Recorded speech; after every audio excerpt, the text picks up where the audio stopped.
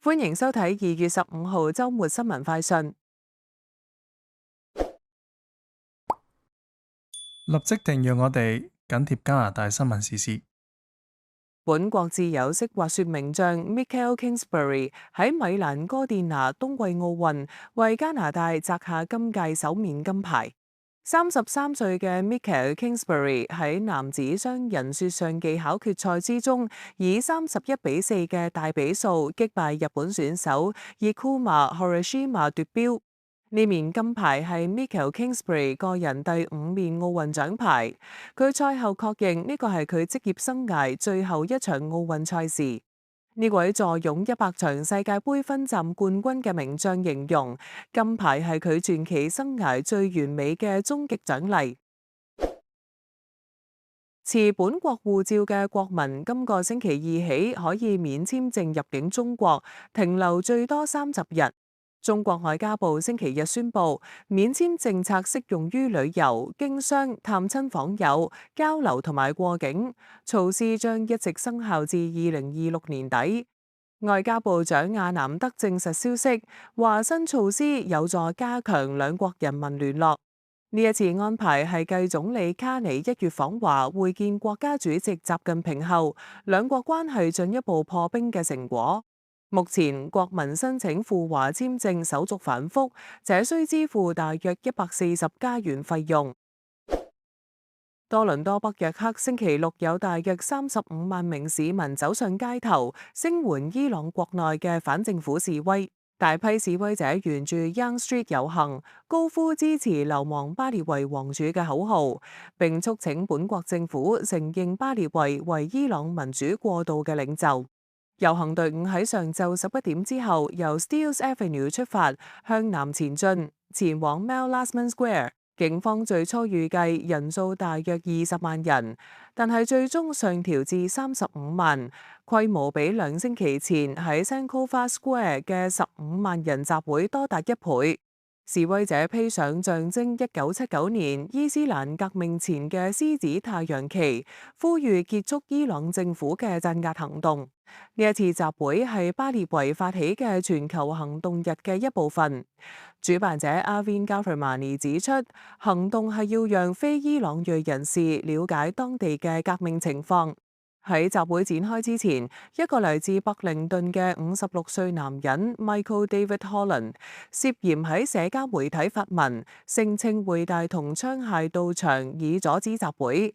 多倫多警方情報部門聯同應急特遣隊喺星期5搜查佢嘅住所之後，將佢拘捕，控以一項發出死亡或者身體傷害威脅罪。外交部長亞南德同日宣布，對7名同伊朗官方機構有關嘅人士實施額外制裁，並重申本國唔會容忍伊朗政權恐嚇異見人士。警方指遊行期間另有一人涉嫌襲擊被捕。大遊行最終喺傍晚大約6點結束，受影響路段隨後重開。多倫多市中心發生一宗無差別襲擊案，一名男子星期六喺 Spadina Avenue 行走期間，遭一名陌生男子用胡椒噴霧射向面部。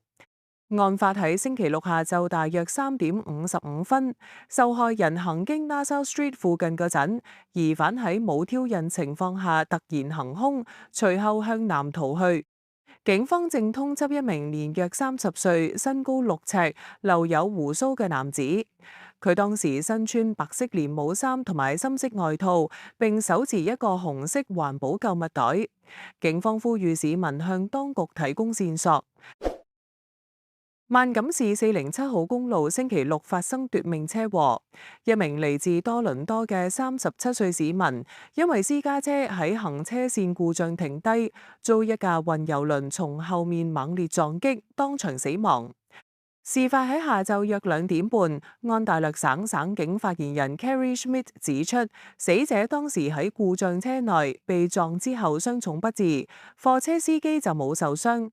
受調查影響，404號公路連接407號公路嘅多條支路一度封閉幾個鐘。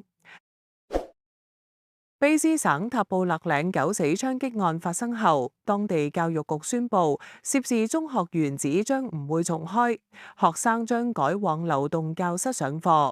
教育局表示，目前社區康樂中心每日上晝8點至晚上10點，會繼續為學生同家庭提供支援。當局指出，明白部分家庭希望恢復校園生活嘅穩定性，但係亦都有家庭尚未準備好。教育局將喺下星期公布計劃，優先關注師生身心健康。18歲疑犯 Jesse Van Russler 喺2026年2月10號殺害8名師生同家人之後自殺。皇家騎警預計今個星期末完成驗屍工作。總理卡尼同博勵治早前亦都到場悼念。卑斯省塔布勒嶺 Tumbler Ridge 發生嘅大規模槍擊案，係本國近數十年嚟屢見不鮮嘅慘劇。各界仍需時間了解呢一宗恐怖襲擊嘅真相。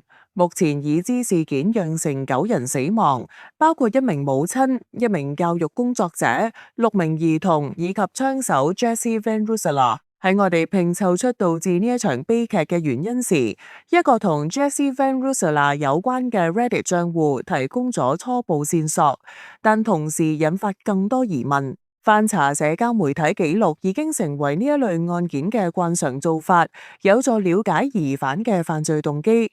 賬戶記錄顯示，死者係一名正處於掙扎嘅年輕跨性別女性，佢長期自行服藥，迷戀極端暴力影片，而且能夠輕易取得武器。雖然目前未能100%肯定 Reddit 貼文出自 Jesse Van Russler 之手，但係該賬戶名稱同佢喺其他平台嘅用戶名一致。賬戶喺2019年至2024年間表現活躍，發布嘅細節同埋相片同呢一名18歲青年嘅生活背景相符。喺 Jesse Van Russler 嘅社交媒體記錄中，暫時未發現仇恨犯罪嘅跡象。調查發現 Jesse Van Russler 對血腥內容同大規模槍擊案極度着迷，更形容呢一啲下流嘅資訊會令佢上癮。Reddit 貼文多次提及死者嘅孤獨感。佢住喺卑斯省鄉郊地區小鎮，曾經向網友表示需要朋友。佢亦都透露正受性別焦慮困擾，對自己嘅身體感到不安。雖然呢類問題通常會接受性別確認手術，但截至2023年年中，佢仍然未開始荷爾蒙治療。皇家騎警星期三表示，仍然喺度調查 Jesse Van Russler 嘅作案動機。目前未有跡象顯示佢持有激進觀點，警方亦都未發現遺書或者宣言。呢一次案件，暴力本身似乎就係最終目的。本國過去先後喺諾華士高沙省 Portapique 以及沙省 La Roche 發生槍擊案，事隔多年，真相依然未明。當年槍擊案發生之後，渥太華曾經承諾會盡力防止慘劇重演。雖然政府推出紅旗法，希望確保處於心理危機嘅人無法接觸武器，但制度顯然未能夠發揮作用。